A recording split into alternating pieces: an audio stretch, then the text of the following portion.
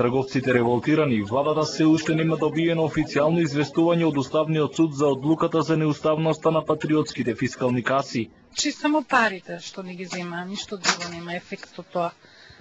Значи македонските производи се македонски производи, се знаат кои се и што се, другите што ги добиваме, тоа нема ефект кај муштеријата воопшто. Министерот за финансии Славевски прво не знаеше за патриотските фискални каси. Кои се тие патриотски фискални каси? Јас не познавам таква категорија. Се извинувам, ако имате прашање во врска со темата, затоа што представници министри се во функција на темата. За кратко време се врати со објаснување.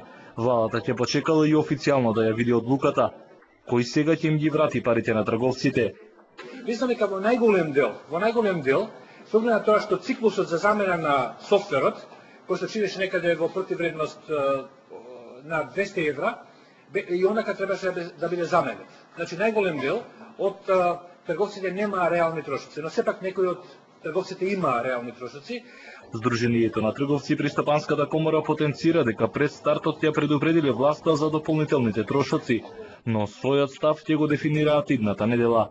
Едноставно оценија дека помагањето на овој начин на кампањата купувајте македонски производи паѓаше со голем финансиски трошок на бизнисмените.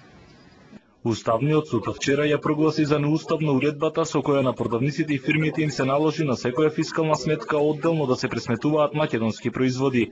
Менувањето на касите ги чинеше трговците за губено време и илјадници евра. Сега ќе мора да се враќаат на старите софтвери.